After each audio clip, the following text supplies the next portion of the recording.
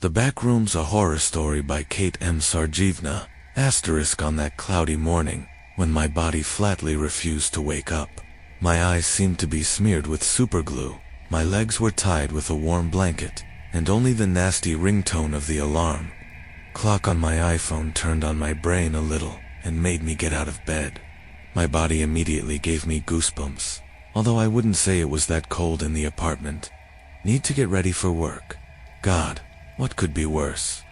It was still dark outside, and yesterday's blanket of snow had managed to turn into a dirty mess, which made it seem that outside the window it was not early morning at all, but still deep night, and I woke up in vain. But the clock on the wall and the still ringing alarm clock only reminded me of the opposite. Wrapping myself in a blanket, I went to the kitchen so that I could make myself some tea and at least warm up a little. While the kettle was boiling, I finally overcame myself and went to the bathroom. A cool shower brought me to my senses and completely freed me from the shackles of sleep, and hot tea and sandwiches warmed me up a little. It was really cool in the apartment. Strangely, the thermometer showed above 0 temperatures. Probably because of the wind, I thought. A long day of work and another day of my gray routine life lay ahead. That morning, more than ever, I wanted to change something in her, to get rid of it all, and finally begin to live, and not exist. The tea was already getting cold. The sun was slowly beginning to rise, adding at least some color to that depressing landscape outside the window. Finally, looking at my watch and distracted from my dreams, I realized that I could be late and get a reprimand from my superiors. In a hurry, he got ready and left his den. The same road, the same children walking with dissatisfied, sleepy faces to school on a bus that was always in a hurry. Like me, crowded with people, and this is what I saw every single day. But that morning, everything was somehow different. Strange feelings settled inside me like a parasite, a feeling that seemed to beg me to stay home today. It appeared at the hour when I left the entrance. Some part of my mind seemed to be warning me about something bad, but the thought of work and the need to hurry, so as not to hear a couple of affectionate words from management, drowned out this part along with its warnings. I walked through the snow like a robot, looking down and trying not to get my shoes wet. Some people looked at me strangely. Is there something wrong with me? Maybe I'm smeared somewhere or something, I thought, without even the slightest suspicion what horror I would soon experience. By the way, I worked as a simple consultant in a construction hypermarket. The work is not difficult, and I won't say that the salary was very small, average for our small town. The only negative is probably the strict management and the location of this very hypermarket. To get to work, I had to cross the entire city every morning on a crowded bus. But I'm already used to it. Around 8 in the morning, a large blue building and an empty parking lot appeared through the window of the same bus. The door hissed disgustingly, and I went outside. These were my last minutes in our normal world. What happened next defies any explanation. I went through the back entrance into the building, where we had a storage room. I open the doors and understand that I see a completely different layout of the room. No, it was about the same as before. But the rest often chaos and disorder reign in our warehouse, let's say. The normal atmosphere for such a place, scattered scraps of boards up to profile pipes, nearby shelves with products. I won't list what exactly was there, but these shelves occupied most of the room. That morning, there was none of this. Nothing and no one inside. I stood in the middle of a fairly large room, and the bright yellow wallpaper hurt my eyes, and a suspicious smell just wanted to get into my lungs. It stank of dampness, and perhaps something else. It's like I went down into a cellar where vegetables that are no longer fit for consumption are stored. I took a few steps forward, and only now noticed that further beyond the once storage room, there was another room. I closed my eyes, trying to imagine in my head what it all looked like yesterday, but no, there was no room. There was just a blank wall there. On the other side there was an exit to the trading floor, but it was not there. I looked around. No, it was not our warehouse. Still, I was in a completely different room. But how is this possible? There was no way I could confuse the door. She's here alone, and what's going on? I decided to go outside and enter through the main entrance, at the same time asking the guard what was going on here. I turned around. The door I entered just a minute ago was not there. There were long corridors and several rooms on the sides. I closed my eyes and gave myself a few light slaps, thinking that I was still dreaming, but it was not a dream. I stood alone among the bright yellow old peeling wallpaper, and that fetid smell most likely came from the wet carpet under my feet. And it was from them that my every step was accompanied by a squelching sound, which in turn echoed along these strange corridors. Where am I? What's going on anyway? Already on the verge of a panic breakdown, I spoke in a trembling voice, refusing to believe in what was happening. I went to the wall and put my hand. No, it doesn't seem to me. The walls are real, just like the wallpaper, already swollen from moisture.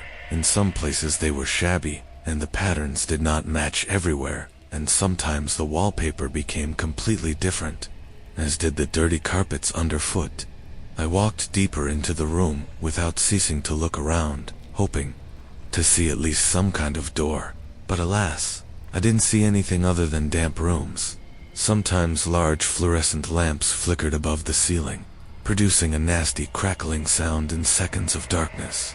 It became creepy from the very awareness of the unreality of what was happening. My heart began to beat faster, and my mouth went dry. Panic was already very close, but I was still trying to somehow explain what I was seeing. I tried, but still, common sense prevailed over stupid assumptions. A prank from colleagues or superiors, and similar nonsense. I had no choice but to try to find a way out of here, and after adjusting my backpack, I moved on. The rooms were empty, arranged randomly, and sometimes completely unreasonably. There was no furniture, any decor. There was nothing except the same wallpaper and liquid-soaked carpets wandering around the rooms. Didn't lead to anything, and I've been here for about 2 hours now. It seems I got lost, and I had no idea how to get back to that very first room. This stench will soon start to make you go crazy. God, so what is this? This went on for several more hours. My legs were slowly sending me to hell, and I had to find the driest place among this and sit down. I was thinking about why the rooms don't end, but it can't be endless. Where should there be a way out to? I don't understand anything. I was already screaming at the top of my voice, clutching my head and immediately covering my mouth with my hand, as if afraid that someone would hear me. We need to do something. We need to continue to look for a way out of here, I reassured myself. But he immediately answered that there was nothing here except these damned rooms. After sitting like that for a few more minutes, I got to my feet and moved on. The endless rooms and corridors were already overwhelming, and I had to check each one for the presence of a door or something else, but it wasn't there in an hour, not in 5. I stopped several more times because my legs simply refused to move. My brain didn't pay attention to the constant flickering of the lamps, and the sounds under my feet no longer seemed as vile to me as before. Maybe I had already gone crazy. I looked at my watch. Beginning at 8 o'clock in the evening. I've been here all day. I spent the whole fucking day wandering through the yellow corridors until it finally dawned on me that the layout of this place, literally even behind me, was changing. I even decided to check it out. I hadn't paid attention to it before. Now I remember one of the rooms and marked it with a pen. I always had a notebook and a pen in my bag. And what do you think? I walked forward a few meters and immediately came back. In place of this room there was now an ordinary wall, and I actually found my mark on the wallpaper in another room a few minutes later, on a completely different side of this ill-fated corridor. I didn't see the point in going further, and I had no strength at all. Even snacking on homemade sandwiches didn't really help, and finally, Having once again made the pass, I fell asleep without realizing it. Asterisk, asterisk, I slept extremely poorly. The constantly flickering light hurt my eyes and kept waking me up. I still hoped with all my heart that one day I would wake up and find myself in our usual hypermarket, among shelves of goods and work colleagues. But instead, I once again opened my tired eyes in one of the rooms. I saw some movement ahead. There was someone there. When I came to my senses, I jumped off the floor and ran in that direction. And no, I didn't dream it or imagine it. There really was someone there. I started screaming at the top of my lungs, hoping that there was a person there. But soon, I had to regret that I had even opened my mouth. After all, now, in addition to the risk of flickering lamps, another sound has been added, something similar to a growl. I don't know, like the sound of some kind of wrong dog. A legion of goosebumps ran through my body, and from what I heard, I turned around and again saw someone hiding behind the wall of one of the rooms. This time I didn't rush after him, much less shout, because I still saw who was there. A dark silhouette wriggling like a huge snake, with extremely long limbs. I still didn't have time to see what exactly it was. From what I saw, I was smart enough to understand that there was something creepy and inexplicable hiding in the room, just a few meters from me. This made me understand that I needed to run as fast as I could in the other direction, and the faster I did it, the better it would be. It was as if a second wind had opened in me, and, turning around, I ran away. I ran as fast as my terribly tired legs would allow. He ran without looking back. He crashed into walls, fell, got up, and continued to run until he finally ran out of steam and collapsed onto the same carpet soaked in an unknown stinking liquid. The clothes are wet. I lay there and almost spat out my lungs.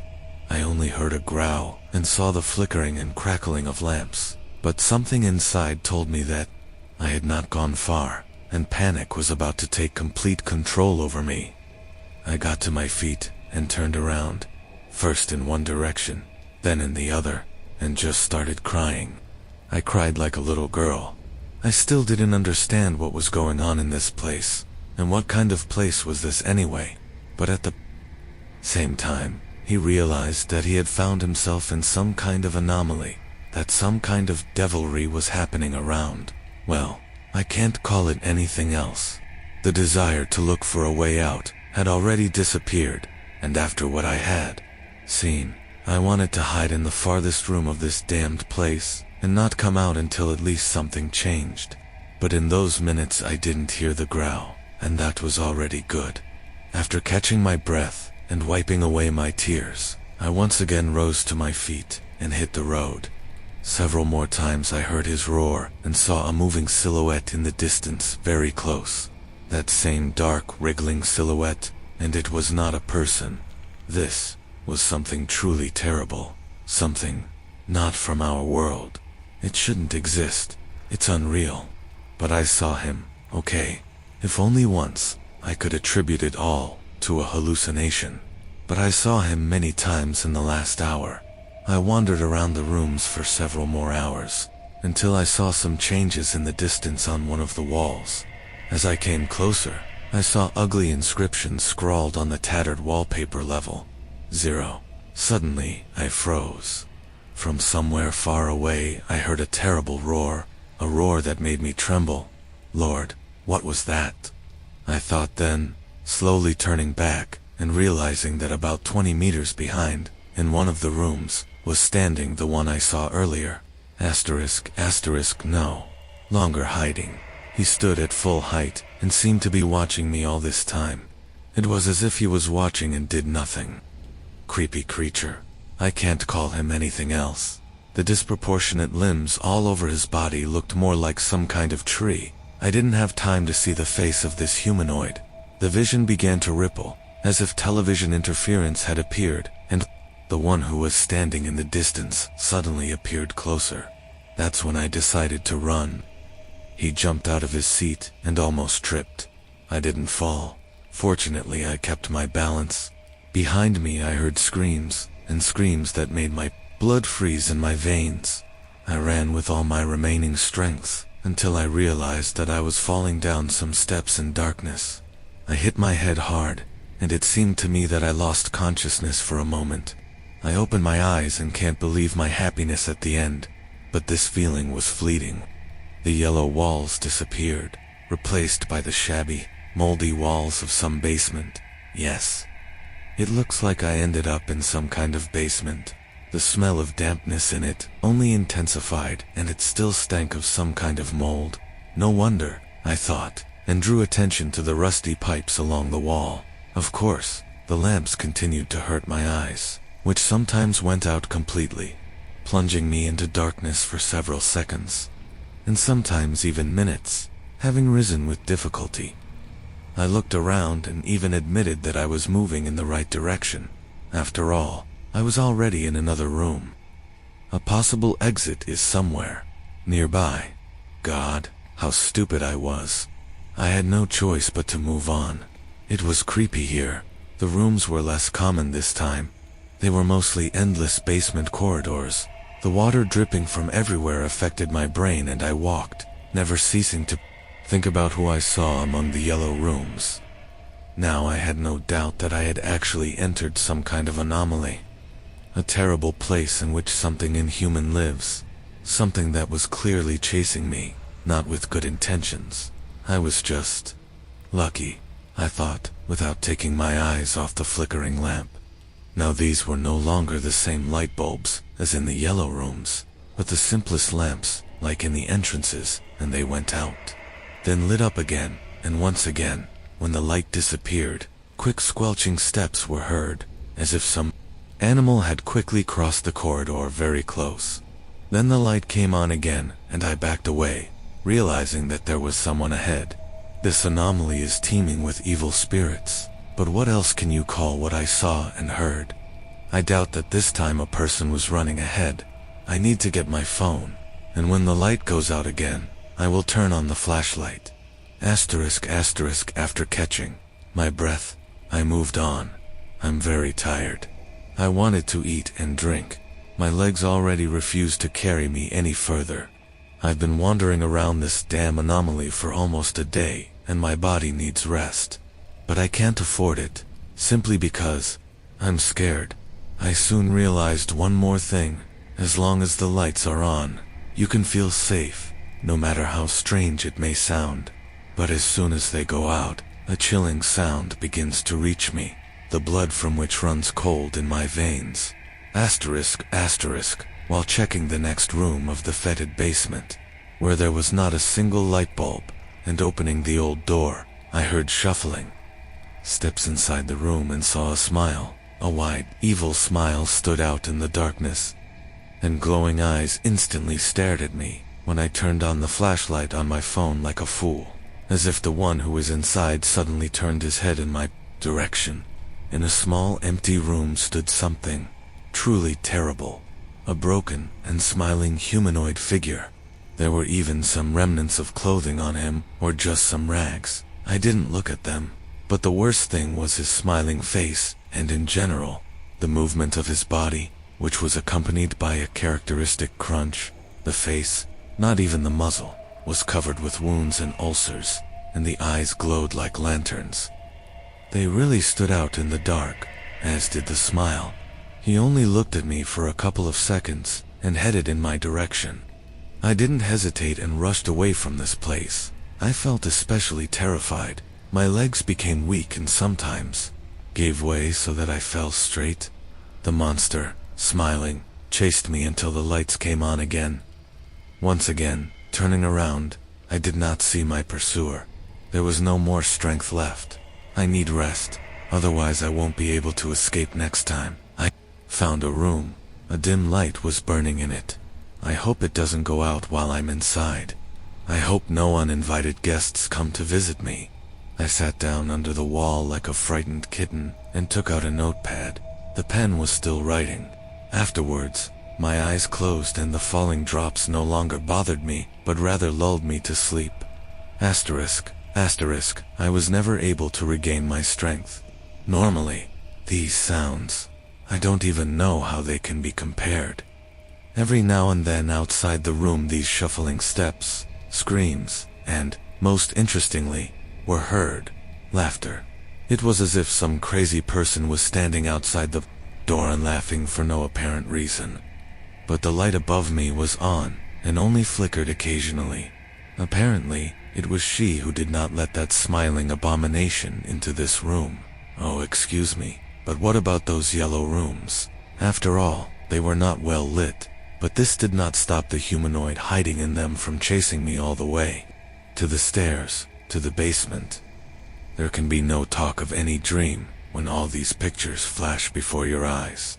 There are an incredible number of questions in my head, and I could give a more or less clear answer to only one. This may not seem entirely reasonable, but it seems that I really fell into some strange parallel world, inhabited by entities that have no place in our real world. These are not people or animals. This is real devilry. A little more and I finally got up from the cold, harsh floor. I reminded myself of a prisoner in a prison, and the four walls and those surrounding me were my cell, with dampness, cold, and stench. I didn't dare go out. I understood that the monster was waiting for me outside, even though his steps were moving away. I think it wouldn't be too difficult for him to catch up with my exhausted body, but he can't sit here for long. Suddenly the light goes out, and then there's even nowhere to run. I took the phone out of my pocket, in the stupid hope of catching at least one cellular connection, but it was all in vain. There was no network. As quietly as possible, I walked to the door and listened. The vile chuckles were still coming to me. Perhaps I can leave the room without anyone noticing me. Through the door cracked below, I caught the moment when the light came on and opened. The door, an ear-piercing creaking, echoed along the corridor. I froze. I stared into the distance where I clearly saw a silhouette. It was that same smiling creature. Without waiting for her to come running to me, I gathered all my remaining strength and ran in the opposite direction. My steps were extremely loud and gave away my location well, but I ran and ran, hoping to quickly find a way out of here, while at the same time being afraid to go even further. This damned corridor refused to end, but my strength was already running out, and, having stumbled once again, I could no longer get up. Spitting out my lungs, I leaned on the peeling wall, and finally raising my head, I saw many different doors. I tried to see them in the flickering light, and not even a second passed before the endless corridor plunged into impenetrable darkness, causing my heart to beat in my chest like a jackhammer, because the roar came to me again from these many doors. My body was ready to release another dose of adrenaline, and not without difficulty, getting up from the floor, I frantically tried to find the phone in my pocket to turn on the flashlight. I understood that if you stay in the dark without a light source, it's unlikely to end well. Finally turning on the flashlight, I was dumbfounded. The light scattered about 5 meters further along the corridor, exactly in the place where there were many doors, and it was precisely at this distance from me that the smiling creature that had been pursuing me all this time stood, while I was shining on him. He did not move, and I was able to get a good look at him. And not only him, other monsters also began to look out of some doors, although they were different from the one that stood a few steps away from me. Outwardly, arms and legs, head and hair were completely like people, but I just didn't see their faces. Both men and women and their faceless heads were turned in my direction. Suddenly, a light bulb lit up right above my head, scared the monster away, and he turned around and quickly walked into one of the open rooms, and the faceless ones immediately began to run out of the rooms and run into other dark rooms, taking out the old doors to hell, and a terrible roar and torment filled the corridors. But it did not last long. After just a few seconds, silence fell again, and only the sound of the flickering lamp reached my ears. After standing a little longer, I took a step forward. I really wanted to eat and drink. Sometimes I even had thoughts of putting my open mouth under the flowing pipes, but I didn't do it. Who knows what could be flowing through these pipes? But there are no other sources of water here. Slowly moving forward, I no longer hoped to find a way out of here. Even in this corridor, I walked past all these doors, knocked out by faceless people. Half an hour later, the mobile battery died, leaving me without a backup light source, and I just wanted to see how long I had been here. And before the screen went dark, the clock showed the beginning of 9 in the morning. But the most interesting thing was that the date was the 6th of December, 2021. It was on this morning of this day that all this began. So, what does this mean then? I'm only here for a few minutes. Although I'm no longer surprised by anything. Perhaps in this shitty anomaly the equipment fails much earlier than intended. Although all this time that I have been here, the clock has been running normally. I continued on my way, still risking drinking some water from the pipe. And in vain. I was afraid to do this earlier. The most ordinary water, with a slight metallic taste. Soon, blood-chilling screams and screams began to reach me again. This spoke only of one thing. The light would soon go out, and I needed to look for at least some kind of shelter. I quickened my pace, but there was nothing except blank walls and rusty pipes. I even had the thought of returning back to these doors. But at that same moment I remembered that they had disappeared, and the light soon began to fade, which already seemed strange to me because this had never happened before. The light bulbs simply flickered. Here the situation was different. The light seemed to be gradually, slowly faded away. I moved on. I could feel the earth under my feet. The dry grass was still quite cold. I was glad to go out and involuntarily smiled. I stood in a small clearing surrounded by dense, even very dense forest. It was dark as the damn corridor. The only source of light here were fireflies, circling in small flocks. It's somehow strange. All this is wind, fog, fireflies. It's winter outside. What kind of fireflies could there be? I don't understand anything. Did I go out or not? I asked myself this question out loud and, without answering, walked a little further into the thicket of the forest, looking carefully at such strange trees. I've never seen anything like this before. Soon I came out onto a forest road, which, in turn, led me to a fork. There, I saw a rotting body lying next to a rotten sign. The corpse stank so much that I had to hold my nose. I approached him with my hand and began to examine him. The young guy lay as if half in the ground, like in computer games where characters fall into the textures. He was slowly eaten by worms. The environment was simply unbearable. Leaning towards him, I began to rummage through his pockets, looking for something useful.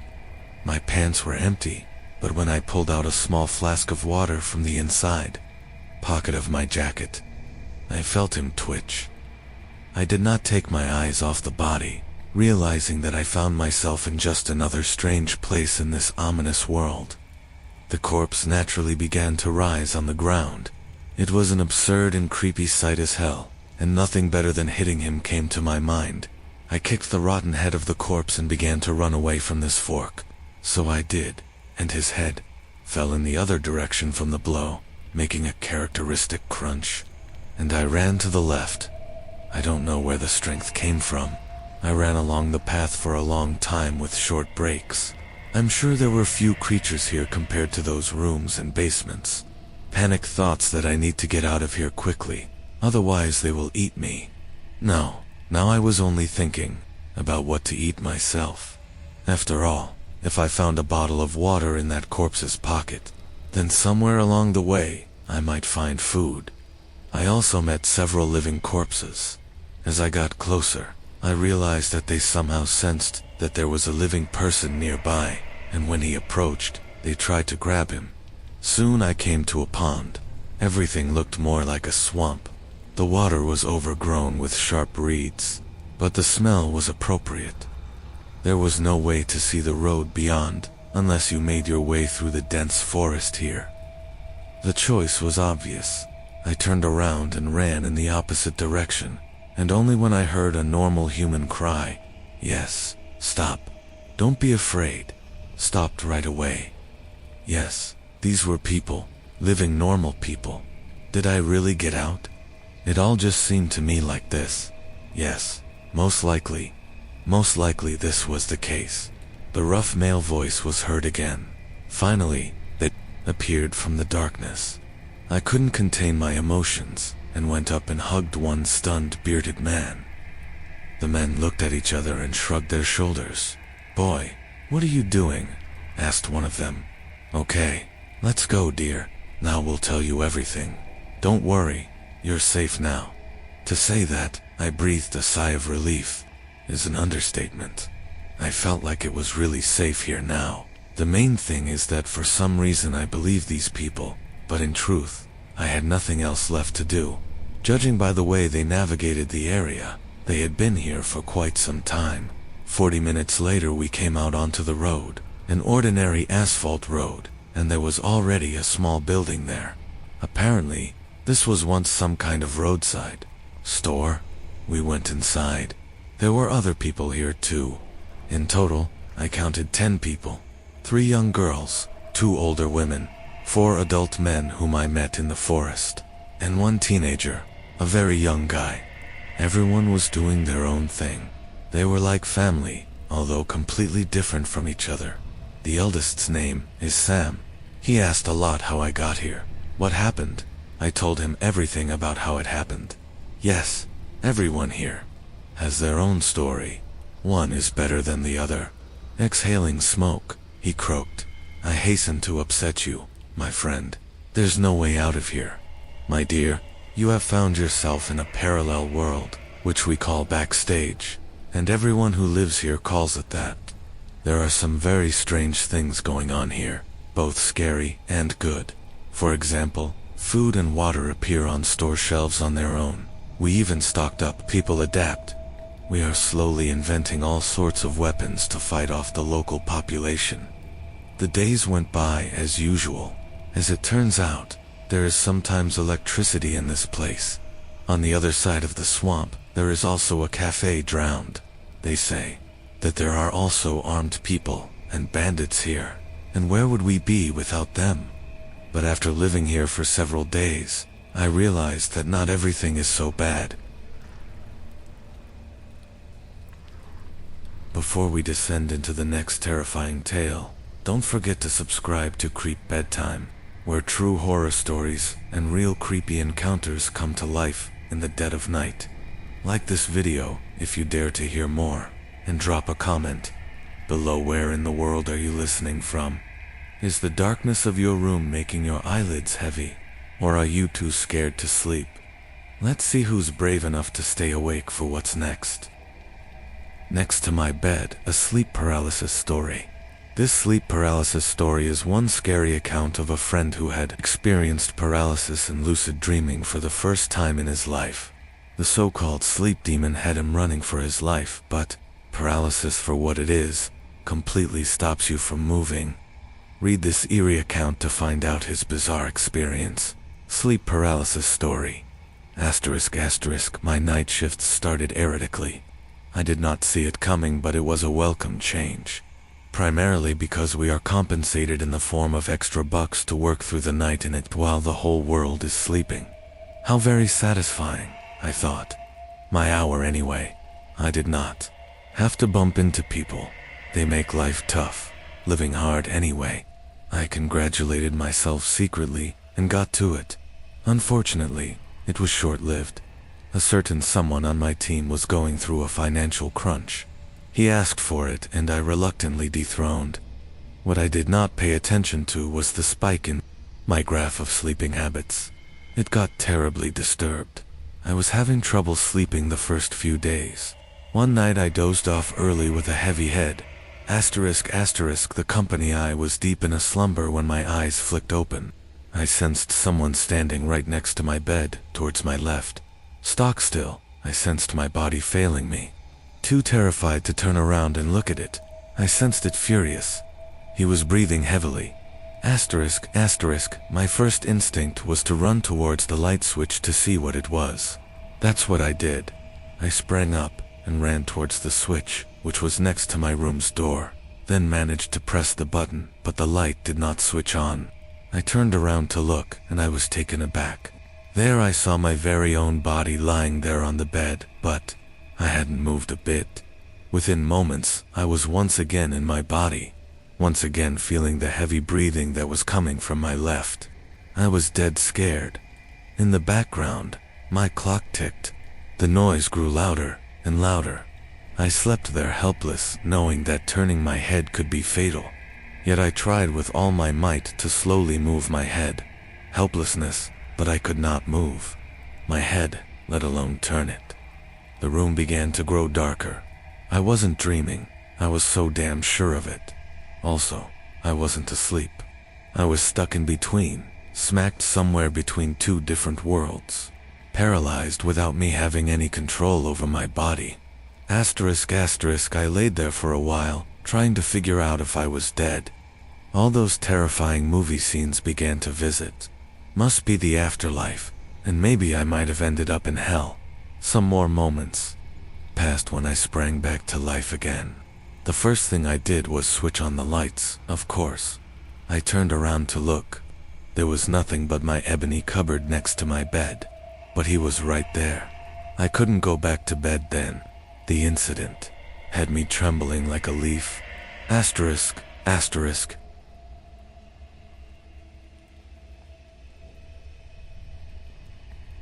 Hey, brave souls. Before we unravel the next spine-chilling story, make sure you're subscribed to Creep Bedtime, the only place for true horror tales and eerie encounters that'll haunt your dreams. Give this video a like if you're ready for more scares. And comment below. Where in the world are you hiding while you listen? Is that sleepy feeling creeping in? Or are my stories keeping you wide awake under the covers? Tell me, I'm dying to know. The magic well. I am in my village, in the center of a strange patch of land. Unable to sleep, I get off my jute bed as it makes a creaking sound. I walk out to feel the unusual. Something isn't right. Overhead, a starry sky is painted on a black canvas, but the stars don't twinkle. Moon is unusually close to the earth. It seems as if it's only a jump away, that I would be able to feel its tangibility. Bright. It makes the path ahead of me lit. I can effortlessly see everything around me, the trees, the crops yonder, the houses, and the well. The well. The same old well that everybody uses almost every day. Water is everybody's every day. A perennial constant that everyone needs to get on with their lives. I am peering into it now. The reflection of the moon from up above is crystal clear. Stars are lost though. Asterisk, asterisk, the gleam dances around on its surface as if someone or something had just woken up its stillness. Wait. There was something different about the water level today. The water had receded to show a stair in the well. Curious, I climb over to see where it leads. I put down my right foot, the one I trust the most, and find the stair. Then my left foot touches the water. I hesitate at first, but then I let go. I felt myself consumed as I traced myself down one step at a time, never letting go of the holes in the well where my hands were planted. I take a deep breath when I am about to plunge to see what's underneath. But when I do, my hands slip and I fall. It is a solid ground where I have fallen. It is a miracle that I am not wet. I look up to see the opening of the well, and it is still there. The water is hanging in the middle like magic, not falling down, moving nevertheless, just hanging there. I could clearly see the moon as it was, few seconds ago, smiling down at me. I look around me and find a path right ahead, a tunnel with fiery lamps on both sides of the wall, as if showing me the way. I stand up and start walking towards it. As I proceed, I see that it is about to open. Up into a bigger ground, I see an old man with his back turned towards me. I think this is it, the answer to the quest I have just been on. Without giving it a second thought, I head straight towards him, overlooking two lions sitting next to him. I had taken them to be statues, but they were not. They were real and furious, owing to my defiance. One growls at me, I stop, not knowing what to do. If I were to turn around and run, there was nowhere to go. Before I could react, one of them prances at me, growling in madness. Just then, I wake up. As we pause before the next dark chapter, ensure you're part of Creep Bedtime by subscribing, where true horror stories and real bone-chilling encounters await in the shadows. Like this video to summon more tales, and leave a comment. From which corner of the world are you listening? As the night grows colder, do you feel sleep tugging at your soul? Or are the whispers of my stories keeping you trapped in the waking world? Share your secrets below.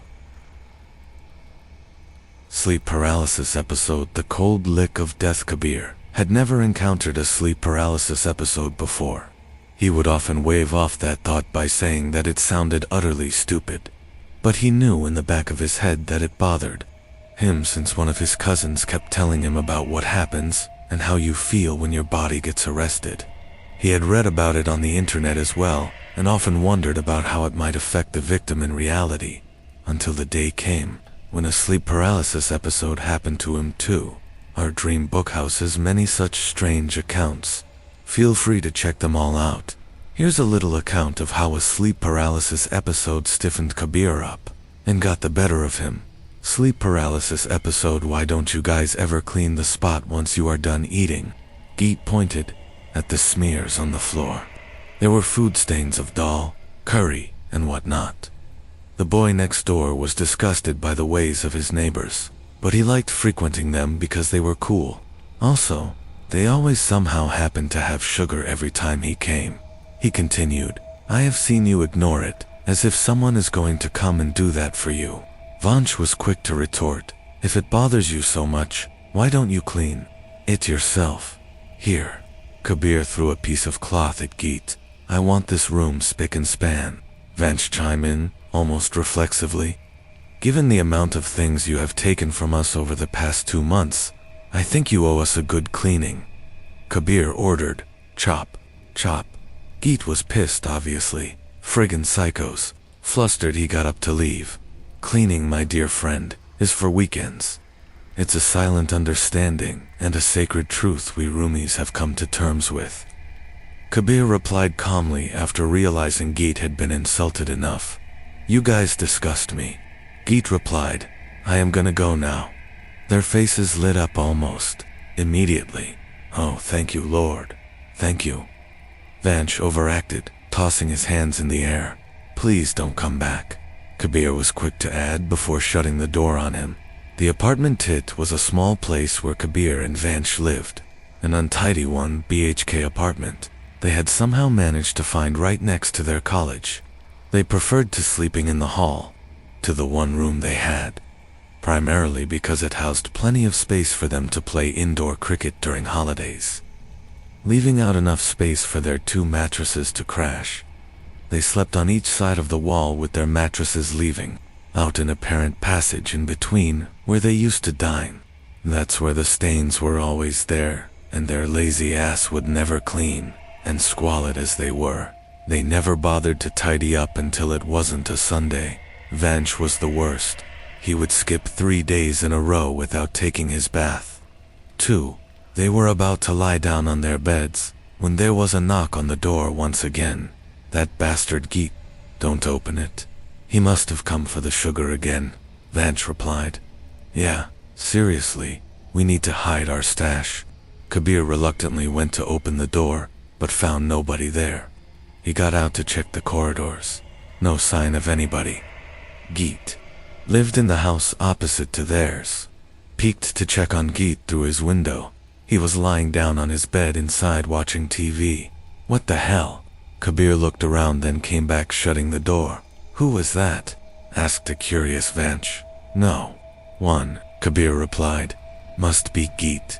Kabir didn't know how to respond. He was unsure actually, so he simply nodded. Then he went back to his bed. Body arrested. Dim light from the window came directly to their room. Lights were out, but there was ample radiance inside. It was about 3 a.m. in the night when Kabir felt he was dreaming. He could hear a slurping noise in the back of his mind as if something was being licked. It brought him back to reality, as he struggled to open his eyes from a deep slumber. His back was pressed against his mattress, hands on his chest, his face facing the ceiling. The fan spun slowly. He knew he was awake. He was parched, so he thought he would get some water, but to his surprise, he couldn't move. Was he having a sleep paralysis episode? He thought. Asterisk in the background, that noise of licking continued, coming from his right. Vanch slept towards the right too. He wondered if it was Vanch who was making that noise. Then he felt as if something was moving around, changing the position while licking. Kabir put all his might into rolling over to see what was towards his right, but he couldn't. All that power he felt in his daily exercising regime, and yet he felt so powerless, as if hitting the gym weren't enough. He tried lifting his hand, but it seemed to be riveted to his chest. He closed his eyes once again and waited for his sleep paralysis episode to get over.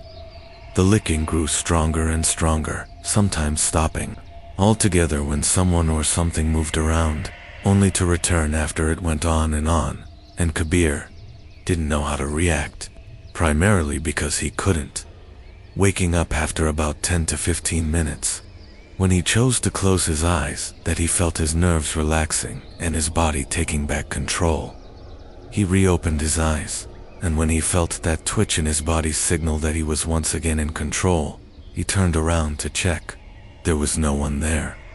Towards the right, on his own bed, Vanch slept with his back turned towards him. There was no sound of licking. There was no sign of anybody.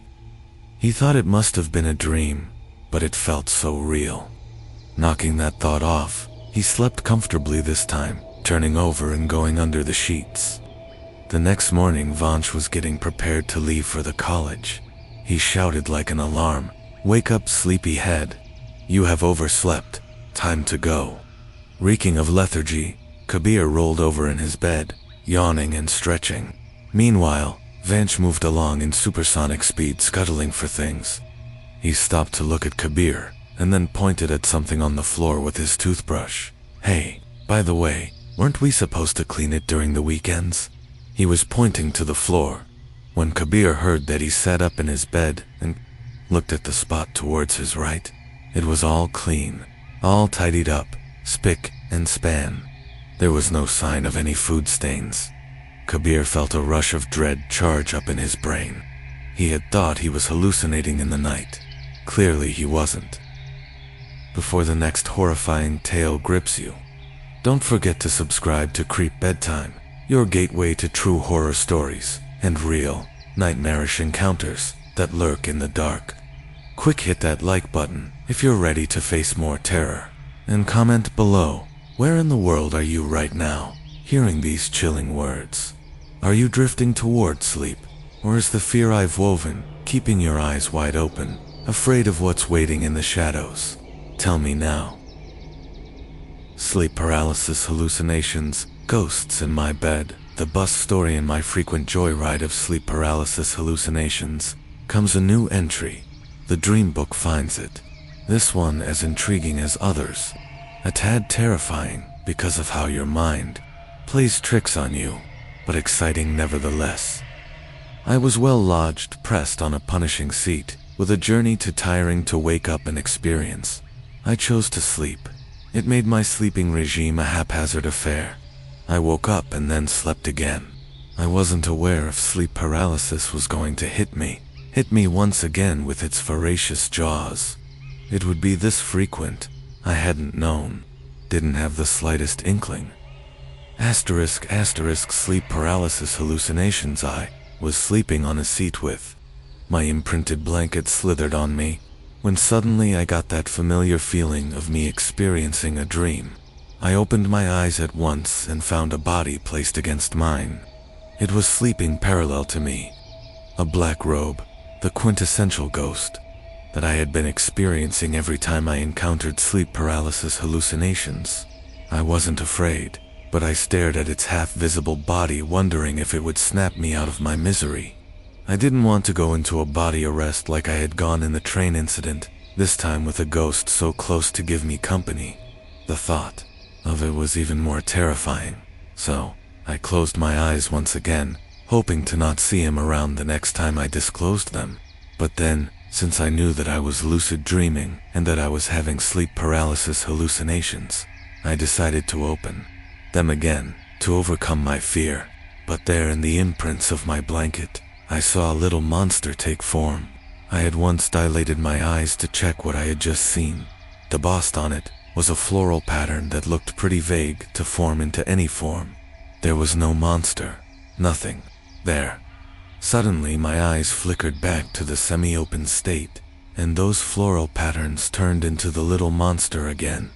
It stared at me, moving within the lines of the pattern, calling me out, dancing around. From the light that came from the window appeared that same black robe. I couldn't open my eyes properly to take a good look at him. The struggle to do that was punishing. Ending the hallucination. He stared at me in the backdrop as that little monster dangled in front of my eyes, and it went on and on. I slept there hoping that they would wake me up like how my other sleep paralysis hallucinations have always ended with a mere flick or a slap to send me back into the world of the living. But they didn't budge. It was the bus and a blessed pothole that did it for me. It sent me flying in the air for a microsecond, and all those minutiae disappeared like a distant dream. I woke up for real, found nothing around, and then decided to type this out. Before we slip into the next haunting story, let's make sure you're subscribed to Creep Bedtime, where true horror stories and real creepy encounters whisper through the night. Like this video to keep the nightmares coming, and leave a comment. Where in the world are you nestled, listening to my voice? Are you feeling sleepy, ready to drift off? Or do my tales make you fear what might be watching as you close your eyes? Sweet dreams, or perhaps not. Sleepover, a short story sleepover, is another dark satire. It has a metaphorical ending which might baffle, or at the same time might blow your mind away. Let's see if you understand the poetry behind it. Sleepover Kavya is a coming-of-age teen, obsessed with skinny models and actresses. In short, like any other average teenager. Her only problem, she is fat. She wishes to be like one, but it's hard for her to control her unwatchful eating habits. She is having a sleepover with her best friend Noor, whom she hasn't seen in a while. She rings her up to ask her whereabouts, and literally commands her to show. She has all fun activities planned out. There is so much to catch up on with her, and there are so many games to play. She couldn't wait to see her bestie. Ding dong. The doorbell rings, as Kavya springs out of her bed to greet her friend. Kavya's mother appears from the kitchen greeting her as well. Since it's dinner time, she asks them to have some dinner, but Nora refuses. She has already had her dinner. Kavya is quick to cut in, reminding her mom that she's on a diet. They rush in, locking their door from the inside. Sleepover activities thus begins their usual sleepover regime. It entails various activities, right from talking about boys to playing with their dolls and soft toys. They take selfies to post on Facebook and paint each other's nails with the latest trendy nail polish. Just when they are in the middle of their activities, Kavya's mother taps the door. She walks in with a plate full of food items for Kavya to eat. She places it on a table next to the bed, asking her to eat it. Kavya doesn't respond. She has been avoiding food at night. They shut the door on her and once again begin to play. Looking at a photograph of a skinny model, Kavya confides in Noor that she wishes to be lean like her. I wish someone ate my fat. Soon both of them end up digging into their own phones, and that's when they begin to feel sleepy. So they decide to call it a night. Late night thirsted is around 2 a.m. when Kavya feels thirsty at night. She wakes up to find the glass that her mother had kept on the table empty. The food is still sitting there intact. She walks out into the kitchen and chugs down half a bottle of water. That's when she begins to feel hungry too, so she starts fiddling around with food items kept in the refrigerator, ***, as she is about to return to her room From the kitchen, she stops midway. To her horror, the food plate that was filled up to the brim is now empty. Terrified, she walks into the room to get a closer look. As she turns around to check her bed, she finds a demon sitting on Nur's body.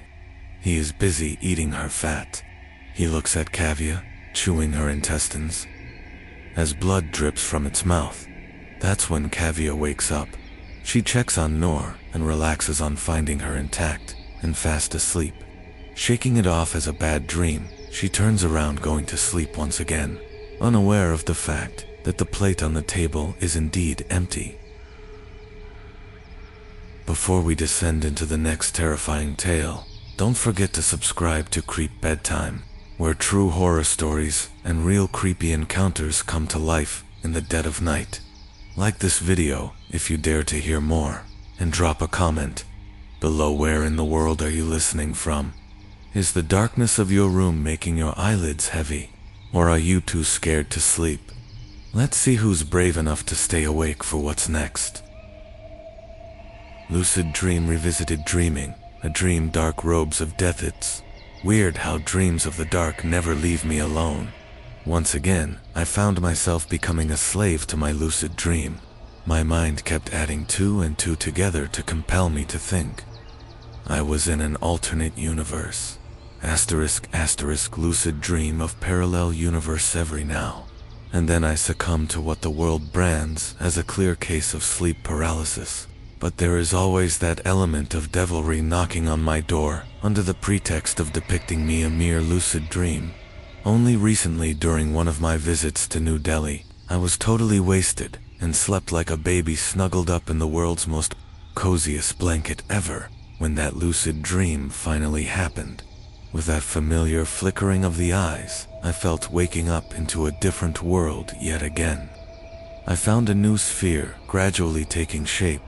It was a lucid dream primarily because I knew and was aware that I was well asleep under the plushness of that blanket, waking up in alternate reality. Woke up to what looked like an exact dimension of the room I had slept in, except there was a huge mirror in front of me. Also, my friends that were sleeping next to me were no longer there. I checked the room by scaling every corner to ascertain if it was the same room I had entered. It was ***.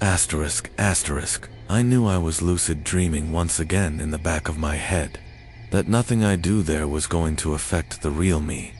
Also, I was aware of the danger that always used to lurk seconds away whenever I would venture into that netherworld. But I was really tired, inebriated this time. I was really not in the mood for it.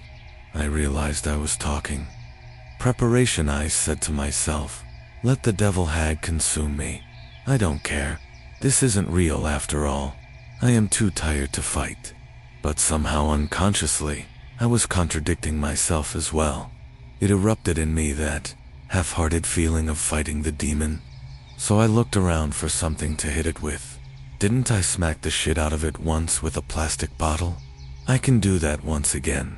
And I picked what looked like a rolled-up paper, a made-up bludgeon. In order to explore the place I was in, I had to first remove that ounce of fear, that walking demonic watchman from the parallel dimension. I was facing the mirror, in a perfunctory mood. Exhaustion had me with the lifted bat, waiting for my enemy to come to me. I had broken the laws of dreaming after all. He must be on to me. Dark robes of death. I stared at my reflection for a while. I looked like a distracted haze that was trying hard to make out silhouettes in that oblivion. Suddenly, I felt the feeling of someone's company in the room. In the mirror, I saw a black robe emerge right behind me. It grew huge in a matter of seconds and engulfed me in it before I could even turn around. I felt the cold touch of death on my neck and then around my chest. Something tugged at me hard, and I felt pulled into utter darkness, whilst that powerless bat stood still in my hand. It all got over in a matter of split seconds. I could hardly react. The force was enough to shake me up, waking me to tell that it was just a dream. I was dreaming. I woke up to find my friends snoring loud. I was safe, well underneath the blankets of protection. It was a wasted opportunity, nevertheless. As I tried to think about it, since I couldn't overpower my nemesis this time, and the dream was over even before I dreamt it. Thinking then was too much trouble. I was too exhausted to actually brood about its dread. Soon I took a turn, tired as I was, dozed off to face yet another alternate reality. As we pause before the next dark chapter, ensure you're part of Creep Bedtime by subscribing, where true horror stories and real bone-chilling encounters await in the shadows. Like this video to summon more tales, and leave a comment. From which corner of the world are you listening? As the night grows colder, do you feel sleep tugging at your soul? Or are the whispers of my stories keeping you trapped in the waking world? Share your secrets below.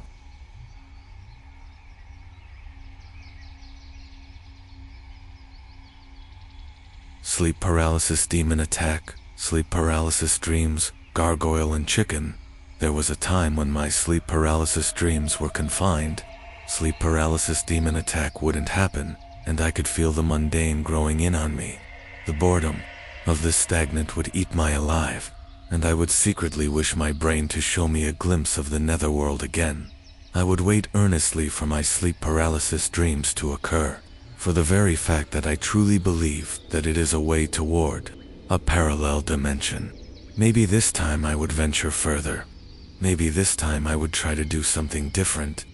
This time I would be prepared for the sleep paralysis demon attack. That's all I would think. Asterisk, asterisk, there hasn't been just one instant in the past, but 3. Asterisk, asterisk, but now its surrealism gnaws at my soul. I have been going into the netherworld pastures quite frequently these days. What is quite surprising is the fact that every time I venture into that unknown world, I am finding different realities or virtualities. It is hard to say there is no pattern to it, and so it is becoming kind of hard to put a pin to. Also, after I wake up, I don't find my hand on my chest anymore. However, it should be noticed that my hand is often twisted. That leads me to believe maybe it has to do something with a nerve in there, a cramp aftermath or something. Anyways, this sleep paralysis dream in particular might throw some light on what could be going on with us right now. Remember the Matrix, how in the previous article, Lucid Dreaming, Third Visit to the Alternate Universe, I had compared whatever we see could be someone showing us a dream, and that if we unplug us somehow, we might go to the actual world. Those cogs are still afresh in my memory. Maybe that thought went into my subconscious, because the dream I saw skimmed strictly on such lines. The lucid DREM this happened some weeks ago when I was visiting my hometown. I was well asleep, properly lodged in a dream, when I suddenly became aware I was sleeping and that whatever I was about to see would be a dream. I have had many instances of lucid dreams in the past, so it has become a kind of a want to try and open my eyes in the middle of it. So I did once again. My eyes flickered a bit, but with utmost care I opened them wide almost instantly. I remembered how, in one of my previous dreams, in sleep paralysis' second lucid dream, I was rendered ineffectual by my body's inability to move. So instead of wasting time, I sprang up, this time within split seconds. There was no moment to squander. I was well prepared for everything this time. It seemed to me as if I was ready to fight my fears too. The chicken and the gay RGO will lead the first thing to do was to look back at my body, to see if I was really there sleeping. And if somebody or something had drilled me from behind, then I would like to get a glimpse of the person who was doing it. When I turned around, I was surprised to find that instead of my body lying on the bed, there was a chicken. I went, waha. A fully roasted chicken slept there motionless, and right where my head was supposed to be, a devilish gargoyle sat in a squatting position. Both fingers of his hands were touching the non-existent head of that full, featherless chicken. It seemed as if the gargoyle was lost deep in a trance. When it saw me stand, it did not budge. Maybe its eyes were closed, or he was so lost in that trance that it didn't care. It was more like a statue, to be candid. So, I did not consider it a threat. The weird setup looked almost poetic, as if I was some kind of a feeble person, like a chicken, and that a devil was trying to show me the way. It seemed to me that the gargoyle's job was to show me a dream, and that the chicken was a sheer embodiment of me. Asterisk, asterisk, I know how absurd this all sounds, but this is exactly what I saw. Now, as I was up, I wanted to explore the alternate universe, properly. So, I moved around to check where I really was. EXP Low Radio was a well-lit room where I was. There were shiny glasses everywhere. Lamps and mirrors scintillated the room with immense light. I checked myself in one of those misty mirrors. I could see myself, so I thought, well, at least the mirrors work here. Then I went around the room checking everything, ensuring I don't miss anything this time. I was talking to myself. Okay, so this is the first room. I moved on to a passage that was shimmering too. There were steps that dismounted into a further diversion of the corridor, which was to open into other rooms. Just as I was about to descend, I saw the demon come. Sleep Paralysis Demon 8, TICK now, in the past. I have mentioned how there is always an entity in my dreams that attacks me for the mere reason that I am venturing into a world that is not permitted. I have encountered sleep paralysis demon attack before, but those tangible contacts were always harmless. The sleep paralysis demon attack would be more like a slap or a nudge to wake me up just so that I go back to my world again. Maybe it is not a demon, just a mere watchman to stop me from venturing further. Whatever the case might be, it always changes its form. This time it had no fixed form. It looked like a hybrid of a dog and a little boy wearing a white blanket. It was all very hazy, hard to make out its exact countenance. It rushed towards me when it found me, but I could make out its gait. It was trotting its way towards me at a constant speed. I stepped back without taking my eyes off it, ready for it. I wanted to beat the crap out of that hag, primarily because I remembered how it would stop me from checking out that parallel universe. I let it come towards me, meanwhile looking for something to hit it with. I found an empty bottle, and then waited for it to reach me. It was all very creepy as hell, but I felt prepped up from within. Pow. I hit it with the bottle the moment it pounced on me, and then kept hitting it till it was all battered down too. Pulp. Victorious, I moved forward with the intent to see everything before something inexplicable would pull me back into my world. A game of Paralysis. There were many rooms all shimmering owing to the glass they packed in. Then it hit me. It all looked like a game. That I could be a player in it, and that Chicken Gargoyle Point could be my spawning point. The first hag, the demon I found, could be one of those creatures that are generally placed in games to stop you. Even though that epiphany happened to me in the backdrop, I didn't stop moving. The corridor went on and on. Rooms opened up into other rooms, but now everything was appearing like a game. I was well aware that I have ventured more than my usual time and that I have processed a lot of things. Suddenly, amidst that vexation and perspiration, I felt that tap. The tap that always wakes me up whenever I am lucid dreaming. But this time, it came from inside my head. I woke up, with my hand paralyzed, as if someone had wrung it. However, I remembered every tiny bit of my dream, and I was kind of glad that I had advanced further in that alternate dimension. It was like a tiny achievement for me, thinking about IT now that I try hard to think about the absurdity of it all. It does seem kind of funny, but every single word I wrote here is what I saw. That sleep paralysis demon attack went dud, no doubt about that. It was almost like I attacked that demon, and not that I became a victim to the sleep paralysis demon attack. I surmise from that dream, one demon isn't the only thing that decides the fate of their world.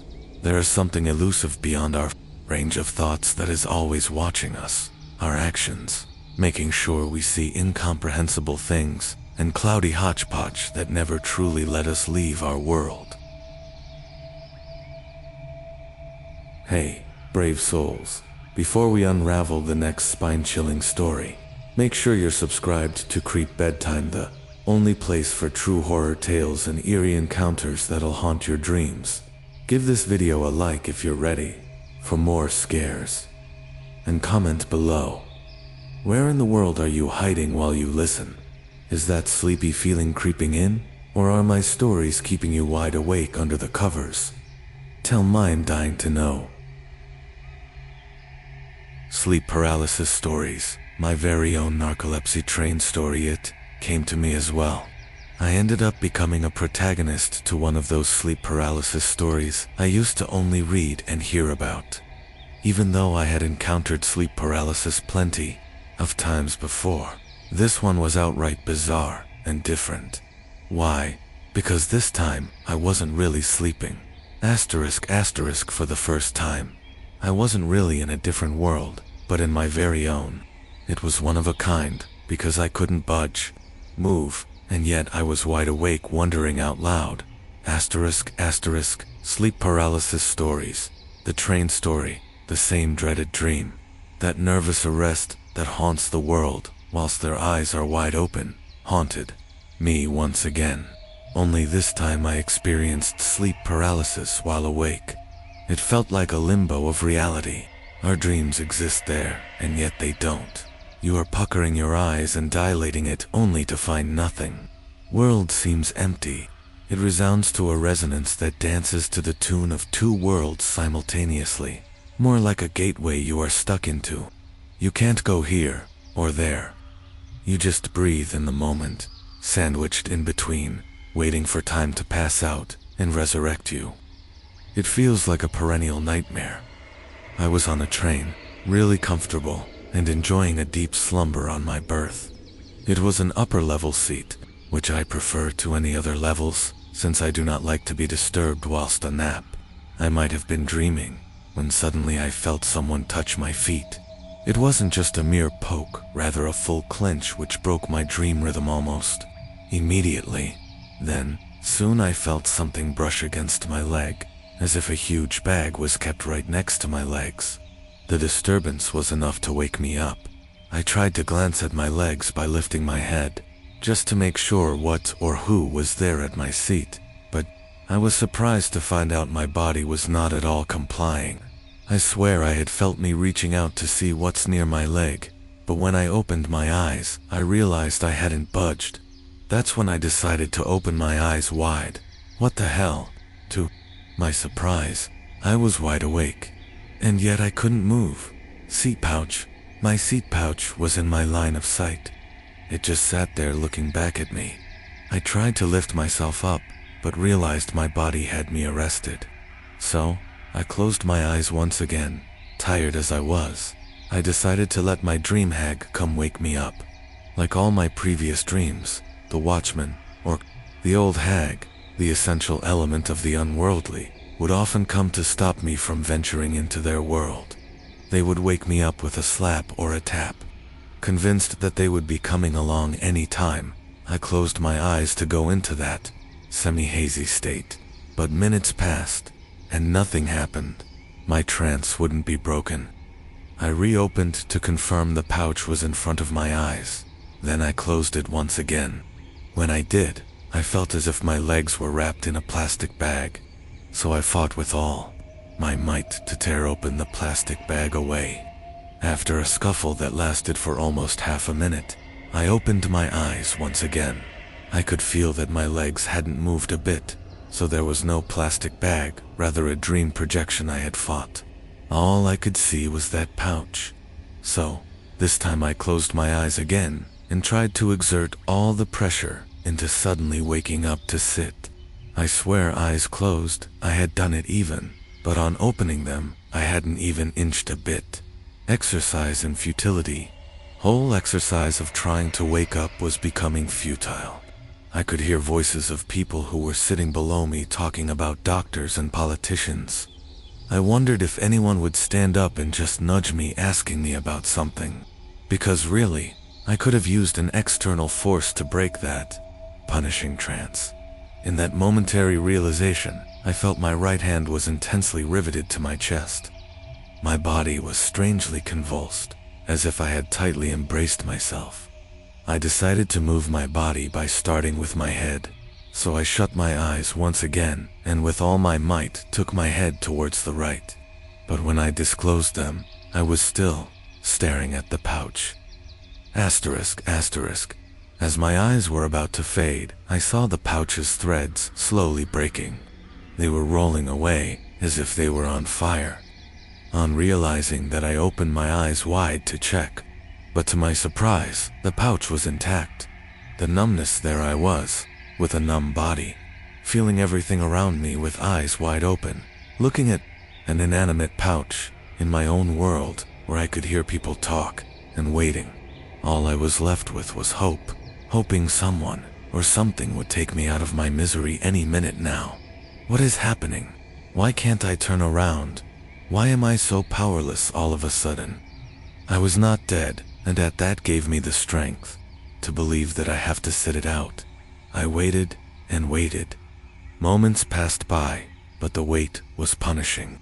I was wondering in my head if it would have been a dream I would be exploring the unexplored and doing something at least to kill the time like my previous sleep paralysis dreams allowed me to. But no, this was friggin' reality, and I couldn't think of any other way to pass my time. In my obscurity of judgment, I felt those threads disappear again, slowly rolling away from its joints.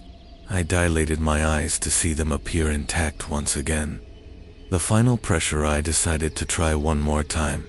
Being trapped and powerless was getting on my nerves. I closed my eyes, and then turned my head once again towards right, and kept it there for some time. Naturally, my head hadn't moved even a bit in reality, and I knew that.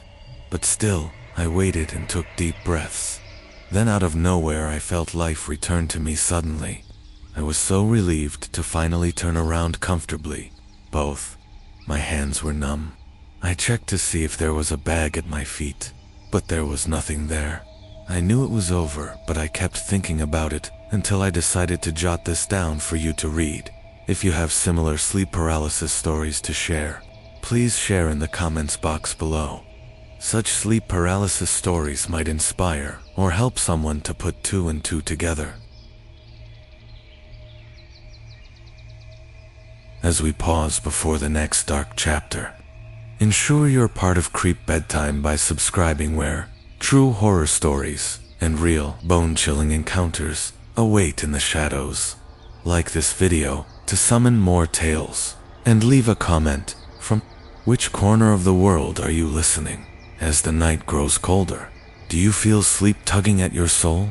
Or are the whispers of my stories keeping you trapped in the waking world? Share your secrets below.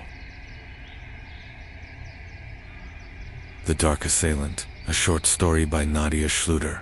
****. But before listening to my story, don't forget to subscribe to my channel and like the video. ****. A faint ray of light was still burning in the bedroom that evening before the deafening ringing in her ears began. There was a pit of silence in the room except for the subtle breeze that came in through an open window. The white-laced drapes billowed ghostly, then returning to their original state. A dance to the song of crickets, a play illuminated by the moonlight. All a person needs for a good night's sleep. All of this would turn out to be a delusion. It had now become a habit to turn on the light shortly before going to sleep, even if she could not get any sleep these days. A soft whisper broke the silence. "We are coming for you." The soft voices bounced off the walls and reverberated like a hollow echo in her head. Did she really hear this, or was it just a dream?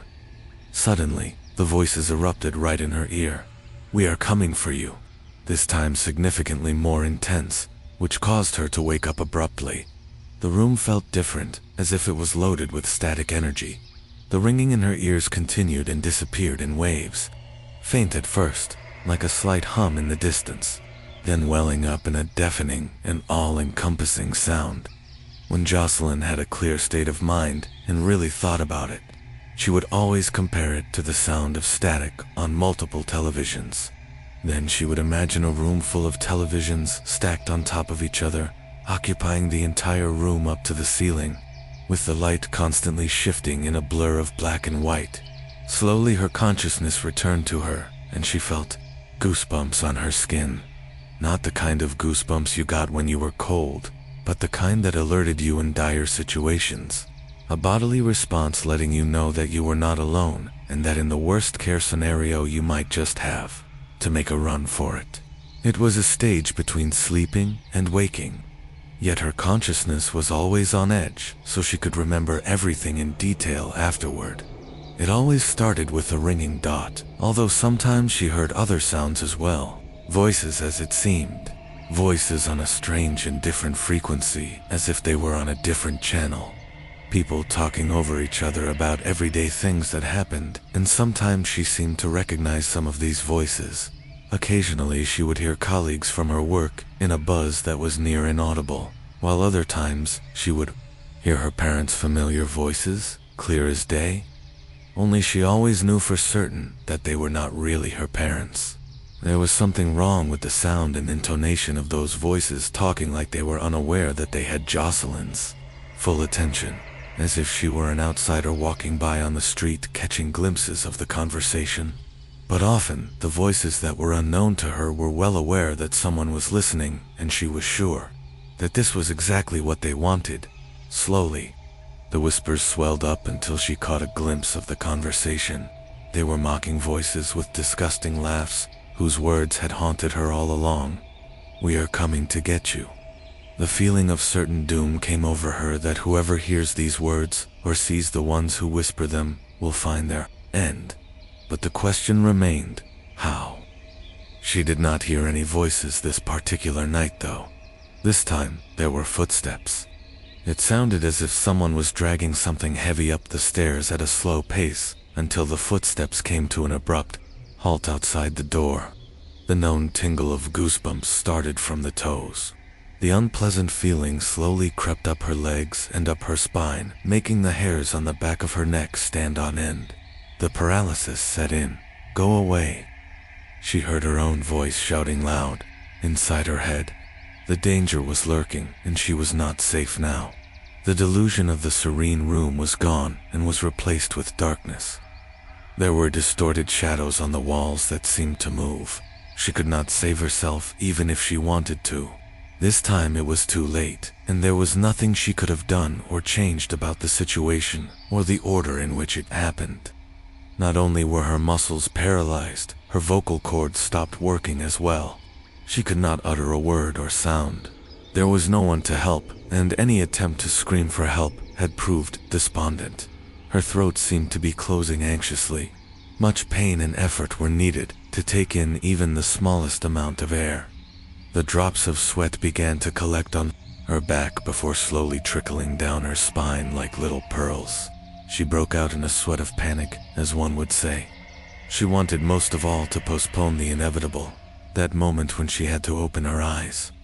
She wanted to postpone what she would have to be forced to see. The images were always different, and so was the sight of these shadows. Every night was like a different play that unfolded right in front of her.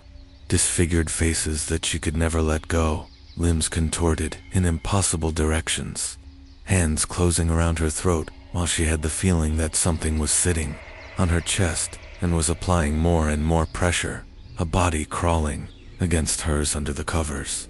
And when she woke up, she would discover that there was a small dent in the mattress in that specific spot.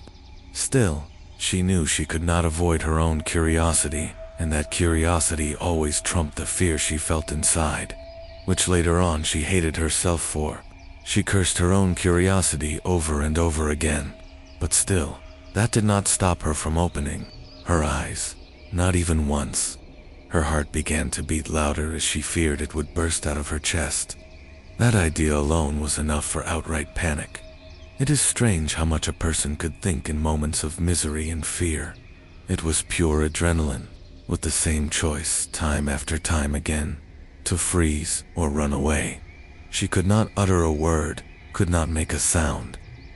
There was no one to help, and now that choice had already been made for her. Someone else had chosen for her. Her body had given up without a chance to fight or run, to never look back. She had lost control over her own body. There was only one thing that somewhat worked. She could open or close her eyes. The fact that one day she would not wake up was something she was strangely sure of. a gut feeling she had deep down. The fear was irrepressible. She did what had to be done and opened her eyes, unsure, frightened. Her throat was being wrung like a wet towel as she started gasping for air. A shrill squeak escaped through her lungs over her pursed lips, a stiff, shivering stripe that seemed firmly glued. Tears streamed down her cheeks and got lost in her neck while she tasted the salt of them on her lips. She saw it happen in the reflection of the window opposite her bed. At first, she saw her own anxious silhouette clinging to the bed. Then the door of the bedroom behind her slowly opened, and the creaking sound of the hinges was almost deafening. As the door opened wide, a stream of intense cold air suddenly blew in the room, and with it, the sudden stench of decomposition. The punched smell quickly filled the bedroom, and the air seemed to feel denser and heavier while descending upon her. From the big and dark void in the doorway, she felt like she was being watched. Whatever was watching her from the darkness watched her for a while, before slowly a shadow started stretching across the oak floor. The shadow stretched further and further as it crept over the walls from the floor and took the form of a tall, imposing figure. It seemed to continue moving through the walls, passing the mirror in which she could see the shape. Eventually, the shadow stopped behind the wall of her bed. Asterisk, asterisk. Then from the doorway, a creature swiftly followed. 5 long bony fingers formed around the corner of the door, which were not human in shape or size. With its remarkably long razor nails, it clung tightly to the doorframe and left deep scratches in the wood. Those scratches would be immortalized there, and no one would ever know who, or rather what, had inflicted them. The creature started to crawl towards her bed. The motor skills were incoherent, and its body parts swayed and twisted. Hideous claws with which it dragged itself forward. That twisted, thin body she heard crackling, and then suddenly it was gone, as she just caught a glimpse of a foot disappearing under her bed. Something strange was happening this time. Everything was different from the previous visits of the shadows that besieged her. There were always several shadows, and while she had never seen this one before, she knew exactly who he was and what he came for. The shadows had announced his coming in various warnings and dreams. He was the one who had sent the others. He was the one needing madness, suffering, and fear to show himself in flesh and blood. King and ruler of his own legion in the underworld. The collector of damned souls. His emissaries did all the dirty work for him. This creature had never been human, never walked the earth. Its presence was clearly felt under her bed. Irregular breathing as if it was a faint, and it had never really learned to breathe before. Shortly after, a deep unearthly growl followed, likening it to a rabid beast with its jaws wide open and waiting to ambush its prey. She was that prey, nails scraping the wooden slates of her antique bed. It took a morbid pleasure out of her fear and despair and fed on it. Quickly she closed her eyes again, hoping to keep them closed until the first shimmers of daylight came through the curtains again. Then she could banish this event, like all the other times, to a place in her own head and lock it away forever. This was a place only she had access to, as nobody would ever believe her if she said this was more than just a nightmare. Sleep paralysis, as others would call it, but she knew better. This was an intruder. Something wicked. It seemed as if the agonizing minutes passed like hours. Very slowly, the feeling of relief came back when after some time she heard or saw nothing. After all, was it all still just another dream? It was, she assured herself. Another hallucination created by her subconscious. She felt the gravity of fatigue pull at her eyelids, and finally, she became very sleepy. With a deep sigh, she gave in to her tiredness. Jocelyn had finally been able to calm herself down a bit, but as she wanted to close her eyes to rest, she noticed something about the reflection in the window. The reflection suddenly seemed distorted.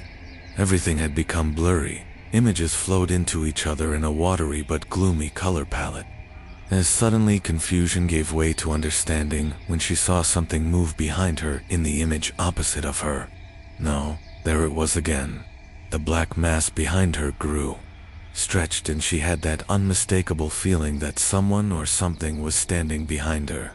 She lay there hopelessly with her back turned. The darkness seemed to contain a core of emptiness. It was a paragon of death, and it had never left the room. God forbid if this is what awaited us after death. It was like the dark shadow you saw, out of the corner of your eye, when you were home alone at night. A dark image in the corner of your eyes, making you doubt whether you really saw something move. That which you later laughed off as paranoia or trickery of your eyes. But you still felt uneasy afterward. The thing's long arms hung limply at its sides, with those claws curling inward at the end, waiting. The hissing started to increase, to a deafening sound, but she heard nothing else. She felt threatened, as if she was in mortal danger. This thing was not there to scare her, but to hurt her. The panic increased, and all she could do was cry and let another annoying squeak escape. Her lips, the squeak in her voice, then mingled with loud sobbing noises. It was hopeless. This realization finally dawned on her. There was no choice but to surrender. Desperately, she tried with all her might to press her thumb against her palm. She truly felt that if she could achieve this, she would soon enough be back to the reality of an empty bedroom. With a sigh of relief, she would talk herself into a delusion of safety, as she had done many times before. It was exhausting, a battle she could never win, and a never-ending war against fear itself.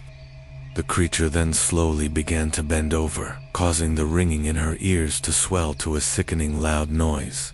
That lugubrious dark face above hers as it was pulling her back to lay face up. Nostrils dilated as it sniffed her pheromones deeply, and took in her fear. Quick and controlled it, then moved to the foot of the bed, only to stare at her. For a while, with those glowing yellow eyes that almost seemed reptilian, vertical-shaped pupils, fearsome and predatorial, moved fleetingly back and forth. It bared its pointy teeth and smiled at her with a menacing and sickening grin. Slowly it sank to its knees, assuming a stooped position from the edge of the bed. The only thing visible were those yellow eyes that seemed to glow in the darkness. Never could she lose sight of those eyes. She felt movement in her sheets, and then saw the creature's claws disappearing under the blankets. Razor-sharp nails worked their way up her legs, leaving deep, burning scratches on her sensitive skin. It felt like she was being gutted. The pain was unbearable. The bump under the bedsheet grew larger and larger as its head and body soon disappeared under the blankets as well. The weight of its dead body on top of her was immense. Slowly, the face that was still underneath the blankets started appearing, right in front of her face. It was so close they almost touched. Jocelyn was truly horrified by this torment. The blanket slowly began to glide to the foot of the bed, as if some unseen force wanted to pull it away to reveal this creature in all its glory. For a moment, they were staring deep into each other's eyes. Its grin still hadn't disappeared, and it became even worse. It moved on top of her chest, closed its long bony fingers around her throat, and began to apply pressure. Its sharp claws pierced her skin, a truly hellish feeling. Suddenly, she heard a loud banging around her. There was knocking on the walls, doors, and windows, as if an angry mob was trying to force their way in to enjoy the scene that was unfolding. Dazed, her eyes searched the room in desperation for the origins of the sounds around her. While the pressure around her throat increased, its grip tightened. With all her might, she tried to scream one last time, but nothing came.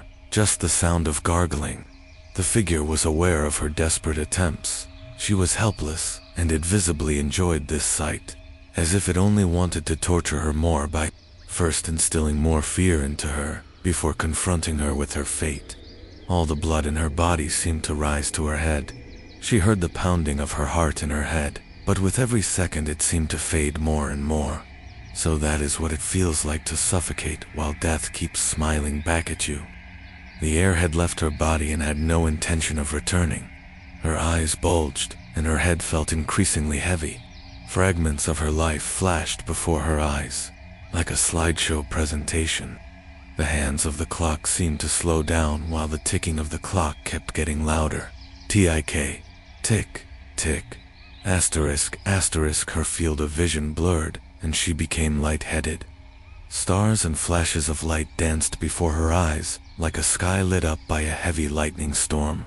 Her eyes rolled back into their sockets, leaving only the bloodshot whites of her eyes dotted with a network of red veins. The panic slowly ebbed into acceptance and embrace of the unavoidable. Finally, complete darkness. There was no heartbeat anymore, and the final gust of air left her body for good. She seemed to float in a lonely void. Consciousness, however, was an extraordinary aspect that remained intact for a while. Perhaps it was the soul that left the body and sought another home, a new purpose. Somewhere in the distance, the familiar voices loomed up again, as if they were on a different frequency, and they became louder and louder.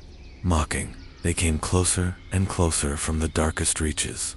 There they had been waiting for her, all this time, for a close hug. They were the dark emissaries. Was this that place between two worlds that you heard other people talk about? Where souls with unfinished business linger. A kind of limbo, a cold, dark, and lonely place where any human being would go insane. A place even void of color. Fog swirled all around her. She gently touched the ground with her fingers and felt the touch of churned clammy earth, accompanied by a musty smell. It was an overwhelming emptiness. There was nothing, but, at the same time, everyone was there. Time was an afterthought, an unclear concept. Suddenly a crowd gathered around her. With them, loud voices that suddenly were followed by a long, eerie silence. She was boxed in, and all eyes were on her. It felt like there were hundreds of them, maybe even thousands. They lit up in a white haze, with sinister smiles underneath. Jocelyn was terrified. She felt she was in the midst of an important deed that was about to be completed. Jocelyn knew it was over, so she surrendered to it and closed her eyes. She had no choice. Suddenly, a source of light loomed from afar between the dense fog.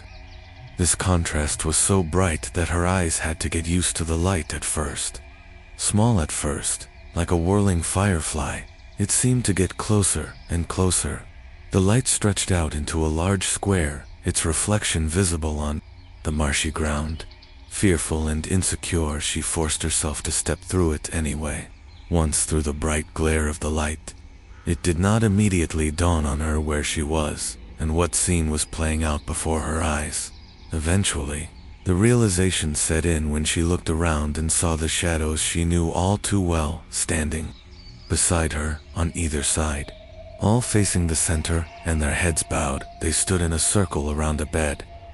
She felt connected to these shadows, a different and unsettling but deep connection.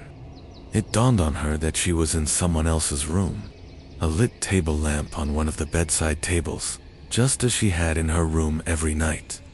A light to create a false sense of security, to banish the eerie darkness. Slowly she joined the shadows around the bed. There she saw an unknown young man, lying stiff. In another world, in another time, she would have gazed at his features admirably, even marveled at his attractiveness. However, the boy lay therein, a paralyzed and feeble position as she had lain in so often on those well-known nights. There was a muffled cry from deep down his throat as his hands clung anxiously to the comforter that crumpled around him, drenched in sweat. His reddish, teary eyes were looking around at all the shadows. Then terror set in as the boy locked eyes with Jocelyn. This brought a wonderful and nearly euphoric feeling to her.